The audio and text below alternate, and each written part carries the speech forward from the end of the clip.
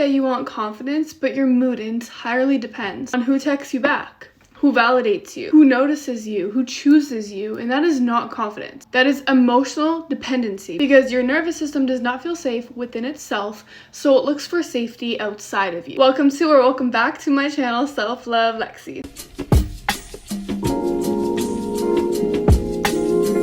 Today we're going to dive into validation, specifically external validation. Now, I usually start these videos with my personal story, and that is exactly what I'm going to do with this one. I used to crave external validation like a drug. And in fact, when I'm talking to my clients, I will use the analogy of being addicted to drugs, the same as seeking external validation. We all know that when somebody is addicted to drugs, without it, they go through withdrawal. And when you are addicted to external validation, you also go through withdrawal. If you're constantly needing external validation and you aren't getting the validation that you crave, your sense of self and self-worth, your confidence, your self-love will deplete because you're getting your validation from another source outside of you. But it will never be fulfilling, ever. It will never fill your cup up. And just as taking drugs is, you need that re-up constantly or you're going to go through withdrawal. One thing about me is I love to set the vibe, so I'm just going to quickly light a candle before we get so into this video. Cute, candle is lit. Also, ladies, look at these freaking flowers. I have roses and lilies. Oh my gosh. The lilies aren't fully bloomed yet, but they will be soon. So again, the old version of me craved external validation like nothing. I have 10 ways that it would show up, and I know these are relatable and common. First way, I couldn't make a decision without asking multiple people what they thought about it. For example, if I had a dress on that I wasn't too sure if I looked weird in it, I would ask everybody around me just to get their opinion, and my decision was made based off of everybody else's opinion. Whenever I wanted to post on social media, I'd ask everybody else what pictures I thought I should post. This really, now looking at it now, it gives so much power to the people outside of me. And at the same time, imagine I really liked the dress, but somebody who I was asking, like, what do you think about this dress? And he said, well, it'll entirely change the way I view myself in that dress. You're giving your power away to people when you are constantly asking for permission to do or to wear something. One way I got over this specifically was anytime I was going to ask somebody's opinion, I would ask myself first, am I asking their opinion out of validation? What is it out of? What is the intention behind what I'm doing? And most of the time it was, yeah, it's out of validation. And so whenever it was out of validation, I would give myself the validation that I had craved from the other person. For example, this dress, I would have asked people all around me, what do you think about this dress? Is it a no-go or is it good? And they would tell me whatever. But now I would just put it on and I would decide, do I feel good in this dress? Do I feel how I'd want to feel? Some dresses I put on make me feel sexy. Some dresses I put on make me feel comfortable and flowy. Is the dress I'm wearing making me feel how I want to feel? And if so, I'm going to wear the damn dress. Whether it annoys people or not, whether it makes people uncomfortable or not, I'm going to shine because I love myself. Next thing that I did all the time is I would post and immediately and constantly be checking the likes, the comments, because the likes and the comments determined my worth. If I posted a picture and I got so many likes, I would feel so freaking good about myself because I was validated by likes. But if it didn't get that many likes, I would feel ashamed and embarrassed and I would probably delete the post. Now I don't even check the likes, nor do I really care. If I get a low amount of likes, who cares? If I like the photos, I'm gonna post it. But what I did do in the beginning when I was just getting over this block, I would post it and I would wait an hour to check the likes instead of constantly rechecking it. And eventually I stopped really caring about it. Next one is I changed my opinion the moment somebody disagreed with me. I used to do this a lot in elementary school. I remember having friends even telling me, I like when people have their own opinions, because I would say something and they would contradict what I said with like, oh yeah, I don't really agree with that. And I'd be like, oh yeah, I don't agree with it either, when I had literally just stated my own opinion about it. This was because I was such a core people pleaser. I wanted everybody to like me, and I thought that meant through being exactly like them. I completely lost myself in the process. Now I stand grounded in my own opinions, but one quality I love about myself is I do have an open mind. So whether or not I fully believe something, I'm going to be an open-minded individual and seek out different perspectives. But that doesn't mean I'm going to constantly change my perspective based off of what you say.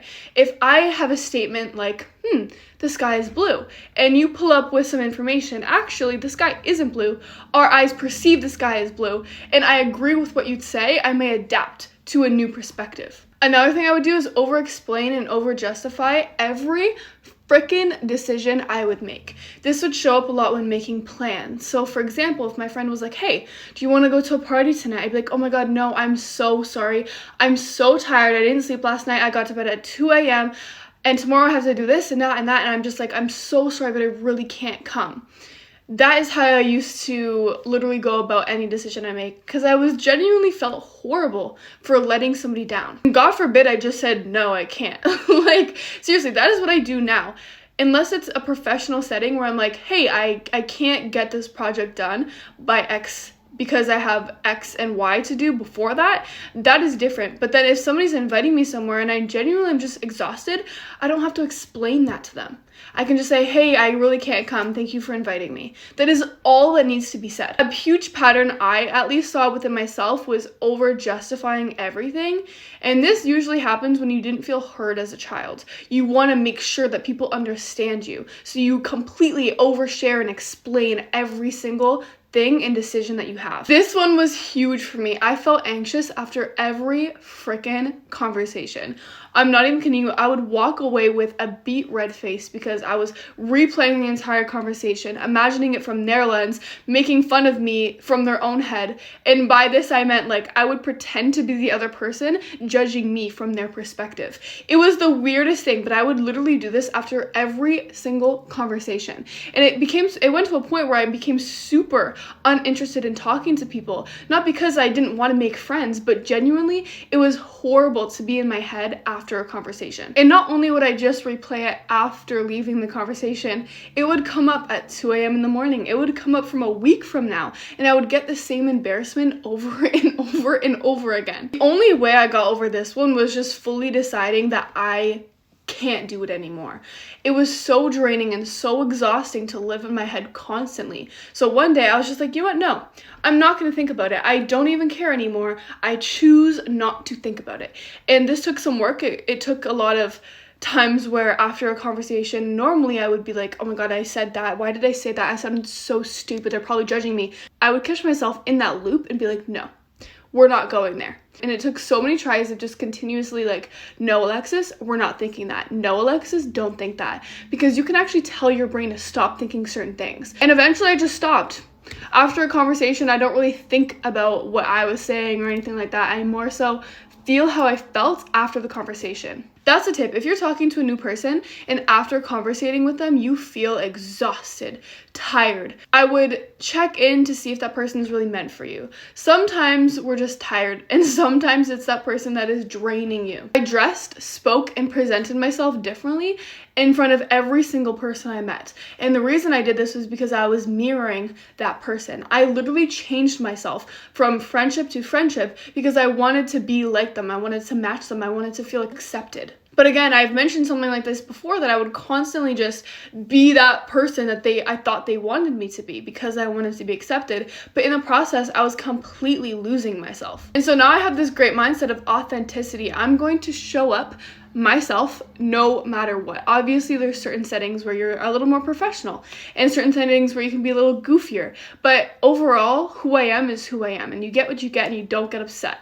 And if you do get upset, that's fine, because you're not my cup of tea either. I want people around me who want to support me, who love hanging out with me. That's who I want around me. One compliment would completely make my day, and one criticism would completely ruin it. There's this quote that I'm forgetting, but whenever that your worth comes from other people and what they say about you, you are destined to fail, because not everybody's gonna like you. For example, I post every single day, and a lot of people really hate my nose piercings. I am not sure why, but it really triggers a lot of people. Does that mean I take them out? No. If I eventually take out my piercings, it's because I fully decided that I was ready to move on. Not because somebody in my comments was like, they look disgusting. Who cares? Like, actually, who cares? If you've never read the 4 Agreements, read the 4 Agreements. one of the agreements is never take anything personal. And when I realized that people judge based off of their own perception and people will literally project their insecurities onto you, I cared way less about what people were saying about me because I knew in my gut that they were just projecting their insecurities from themselves. And I also know this because I used to do the same. I used to be super insecure and I would make fun of people and project my insecurities on others. Another thing I used to do is anytime I had a win, I would tell other people and see how they reacted and base my reaction off of that. For example, if I got an A on my test, I wouldn't have any emotion other than what somebody else had. So I would go to my mom and be like, oh my God, I got this A. And if she was super happy, I would be super happy. And if she was just like, oh, that's awesome, I do the same. I would never have my own feelings towards my own accomplishments. They would always be mirrored based off of what other people would react to me telling them my accomplishments. Always say yes, even when I deep down did not want to. I wanted to say no, just because hurting somebody felt unbearable. This was a huge people-pleasing tactic that I had. I genuinely didn't know how to say no.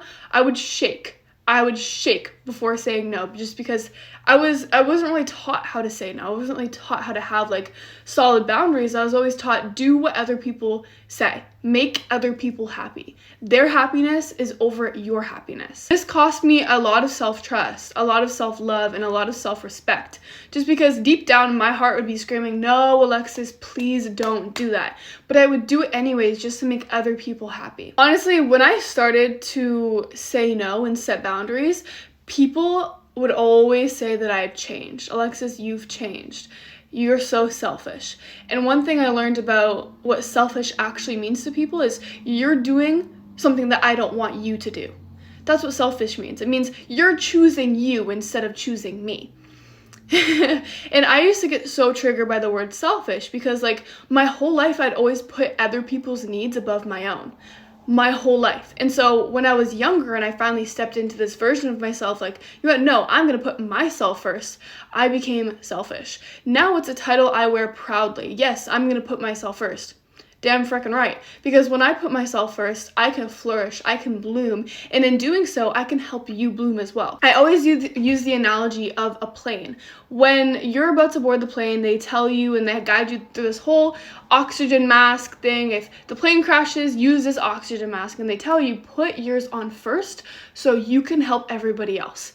And that's the same thing. When you're putting everybody else above you, you're showing them that your needs don't matter. And something that happened to me throughout my childhood is my mother was so hardworking, but she would always put everybody else's needs above her own. And that silently taught me to do the same thing. It silently taught me that I couldn't have my own needs. It silently taught me that I needed to put everybody's needs above my own. So I never was taught how to really love myself, how to respect myself, or how to set boundaries. But something I'm going to do with my children when I do have children eventually is I'm going to say no to them.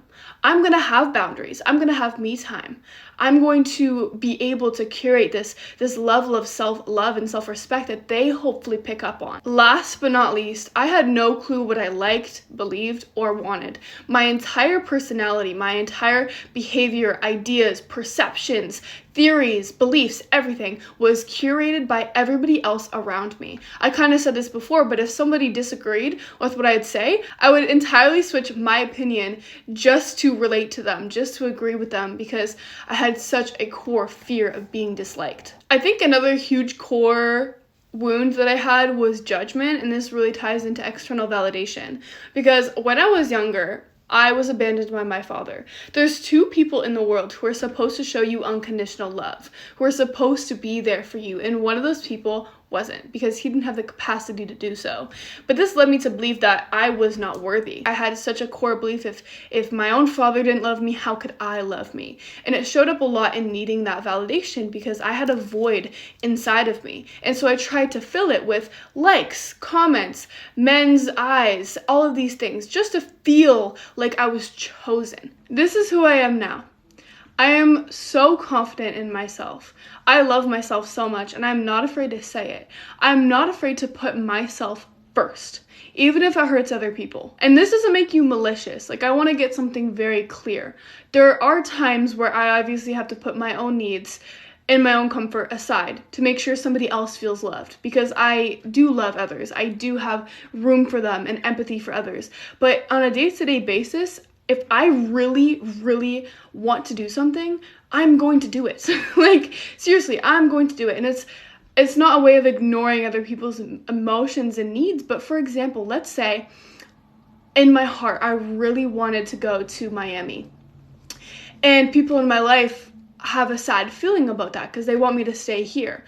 Obviously, I'm going to acknowledge them and I'm going to comfort them, but that doesn't mean I'm going to stay in one place the rest of my life to make other people comfortable. No, I'm going to listen to my body, to what I want, and I'm going to go. That I wanted to make that clear, because when you're putting yourself first, it doesn't mean that you put everyone else last. You still comfort them, you still love people, but you do it. You do it regardless. You have to. Like, this is your life. You get one life in this body, in this soul, and those nudges are there for a reason. Your intuition is telling you and guiding you in a direction. You must follow that intuition, otherwise you will live such a miserable life. One of the most amount of compliments that I get from strangers and people who know me is, wow, you're so confident. Like, I love your confidence. I've built this brick by brick, let me tell you. I did really want to go through some internal shifts and just steps in general, how I went from needing the external validation to really just loving myself and pouring so much love into myself. The first mindset is, I'm worthy no matter what. I'm worthy because I'm breathing. I'm not just worthy because I'm skinny. I'm not just worthy because I'm good at something. I'm not just worthy because I look good. I'm not just worthy because of X or Y. I'm literally worthy because, and that's it. There's no need. There's no reason. I don't have I'm worthy because I'm successful. I'm worthy because I'm blonde. I'm worthy because I'm tan. Nothing. None of that makes me worthy. I am just naturally worthy. And what's so cool about this mindset is I can do anything. I could be anyone, and I would still have that level of self-worth. The next one is, I realize people are going to judge you no matter what. And the reason people judge is not because they're actually judging you, they're judging themselves, and you are just an easy target to pour that into. And I know this from personal experience. When I really hated myself and was constantly judging myself, I would judge other people. But now I don't judge myself. I love myself and I pour so much love into myself. I never, or very rarely, find myself judging somebody outside of me. I don't even think about that. It doesn't even cross my mind to judge other people. I'm so preoccupied with loving myself, being happy, being the best version of myself, that it doesn't cross my mind to hate on somebody else at all. Like, what is that going to do for me? Absolutely nothing. So that is like my mindset when it comes to judgment. If somebody's judging me or hating on me, I feel empathy towards them because I know they're going through something internally, and it has literally nothing to do with me. Last one, I pour so much love into myself through my words, my actions, my behaviors, my habits, that anything outside of me cannot tell me, oh, you don't love yourself because of X and Y, or oh, you're not worthy because of X or Y. I am. I literally deserve the love that I give, and I give myself a lot of freaking love.